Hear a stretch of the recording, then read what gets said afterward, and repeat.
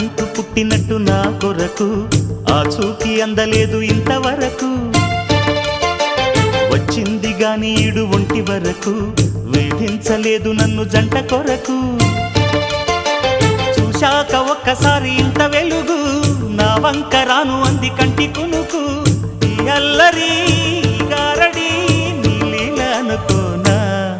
నీ పేరు ప్రేమ అవునా ఇవాళే నిన్ను పోల్చుకుందా